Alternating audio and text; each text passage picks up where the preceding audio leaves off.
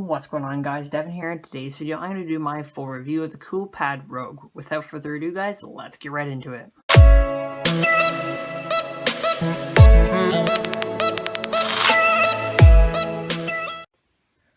Before we get any farther into this video, I would like to just take a look at the device. So we have our recent apps key, home button, and back button, which are opposite from what usually are. Usually it's back, home, recent apps, but that's fine. I actually prefer my button on the right, which is because you use this more. So it's just like most people hold their phone on the right, so it's just good to have that on the left spot.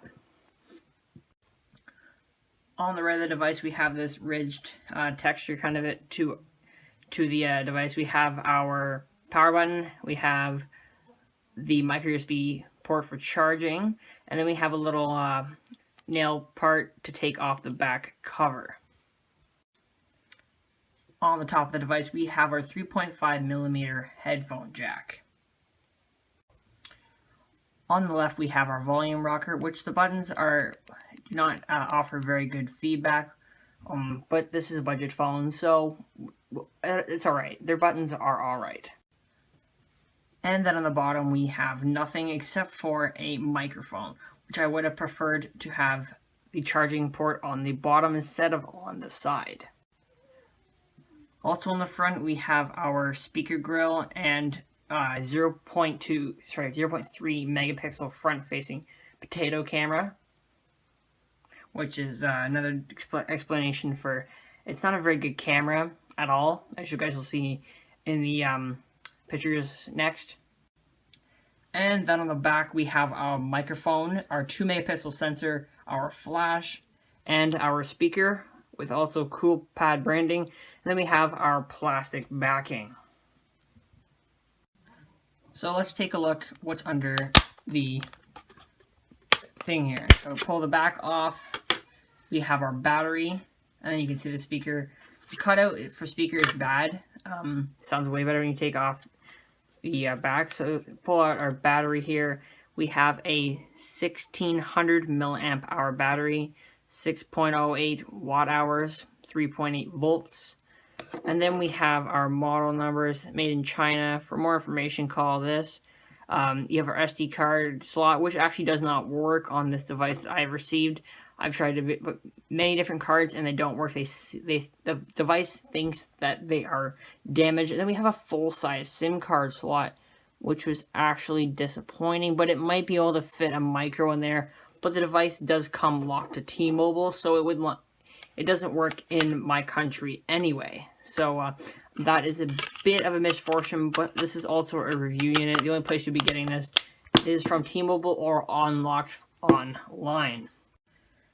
Booting up the phone, you have Coolpad branding and the powered by Android, and depending on the model you get, you will have a T-Mobile boot up, which as I did, because this came from T-Mobile. So there we go, our T-Mobile boot animation there, and if I didn't have the phone on silent, there would be a sound to go along with that. Okay guys, so let's get into some specs. So the device is running Android 5.1.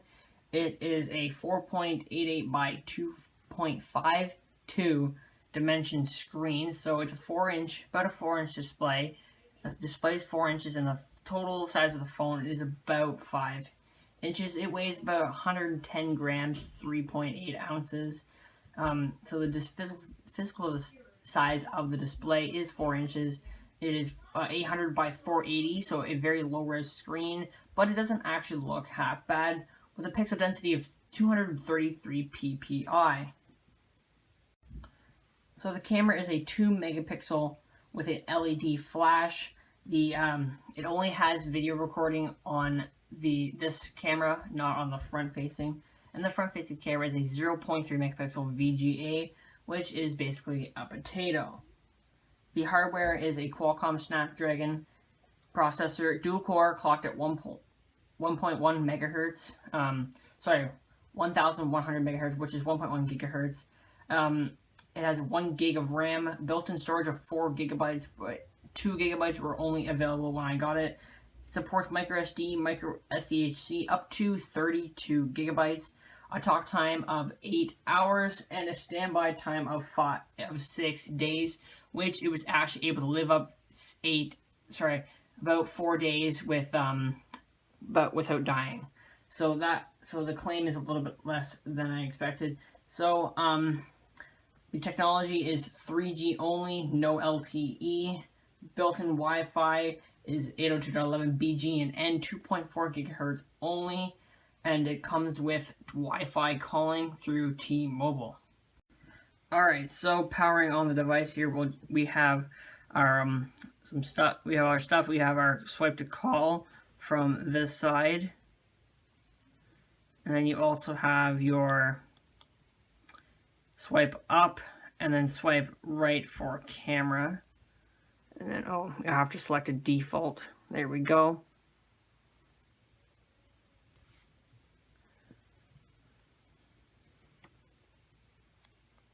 Alright, there we go. So let's slide up on the device here. Go home. We have capacitor lit buttons as well. The device actually gets quite bright, and turn that down. So we're going to do a few tests here. The camera test will be inserted right now.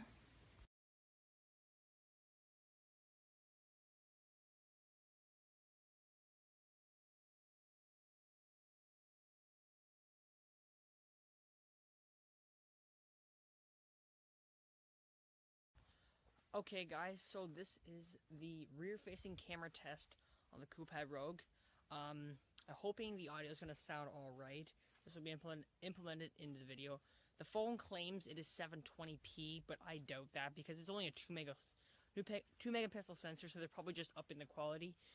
The front-facing camera does not record video.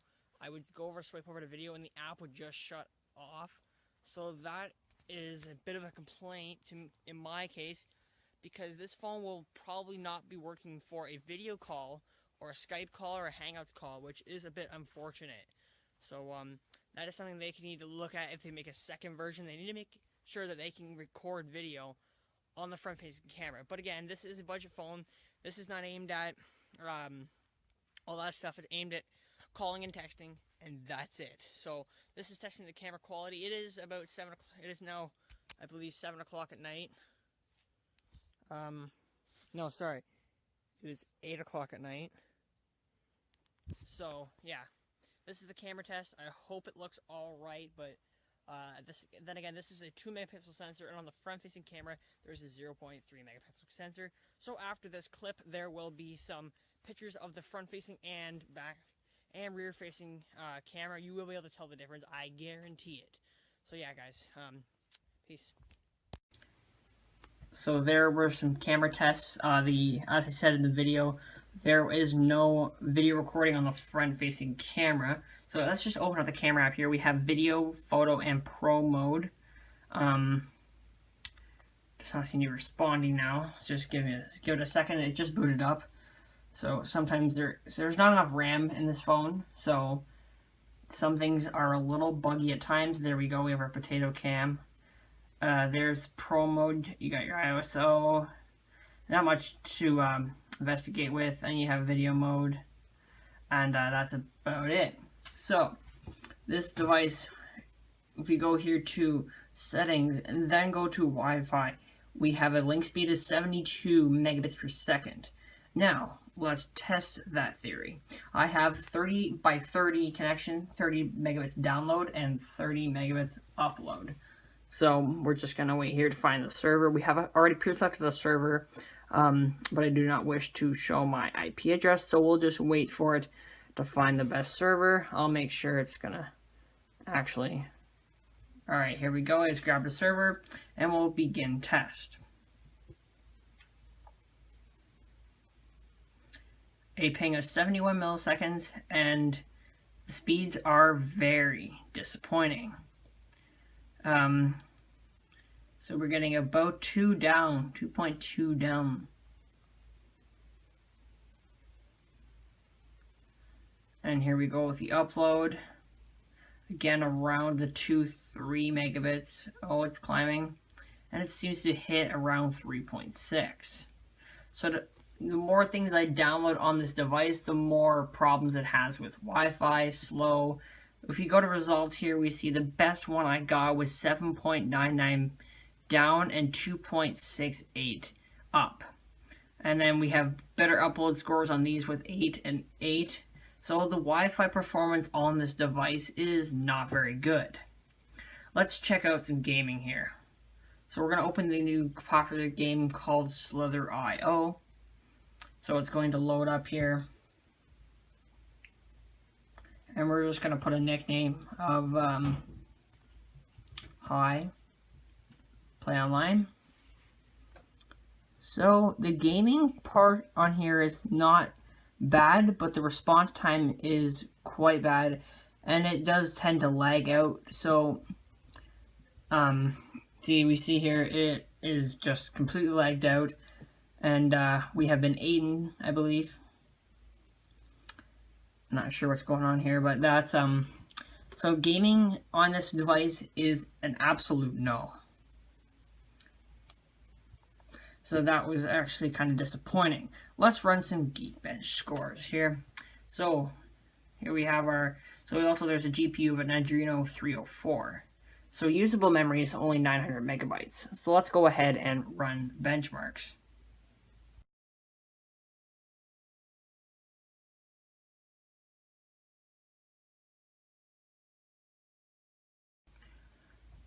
Okay, so the Geekbench did take about 2 minutes to finish. So we have our scores: single core of 293 and a multi-core score of 544, which is not very impressive at all. Here's some more information that probably means nothing to anybody, but I thought I'd just run a quick Geekbench to show you the difference between the cores here. We can go to your device, 293. This is single core. The next is 9. S6 Motorola Nexus 6, 1 plus 2, 1 plus 1. We hop over to the multi-core. The Galaxy S6 blows out of the water. All the phones blow out of the water. It doesn't even come close to the Samsung Galaxy Nexus that is so old. And so yeah, and it doesn't even come close to the Moto G, which is a budget-friendly phone.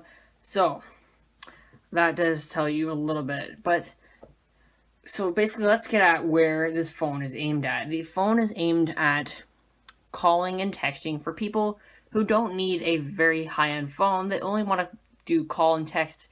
This phone would do that absolutely perfect, but only if it had better cameras and it was a little faster, then I would definitely recommend this to my grandparents. I would still recommend this to my grandma. She uses this as a calling and texting only phone. But yeah, so the software I was actually surprised with. It's running Android 5.1.1. So yeah, it's not a bad phone. It's not a good phone either. It's a cheap phone, a very cheap phone that's really aimed at people who just want to make call and text on a simple pay-as-you-go plan, not meant for data because it's only got 3G connectivity. So if you go into the YouTube app, the experience on here is so smooth. It's almost buttery smooth. Like, things loaded fine, and it's a very smooth experience, as you can see there. Boom, boom, boom. So let's just open up a song, and we'll give you guys a quick little speaker test. So we'll just turn this up all the way here.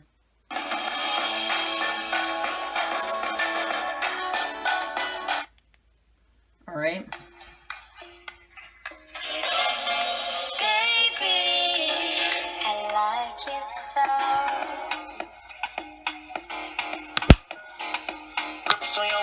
From way back when, you know that I don't play. Streets not safe, but I never run away. So the speaker is actually quite loud.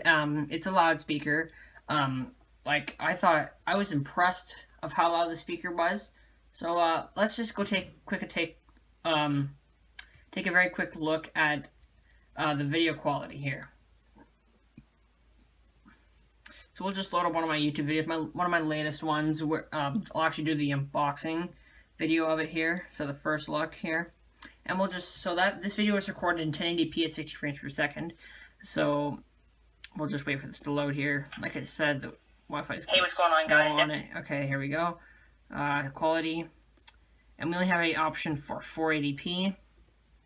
Here, and in today's video, I'm going to be doing a quick unboxing, and first... And the device can barely even handle 480p on a, so it's not my Wi-Fi. I have very fast Wi-Fi. The Wi-Fi is not the problem. So, like I said before, this is a budget-only phone.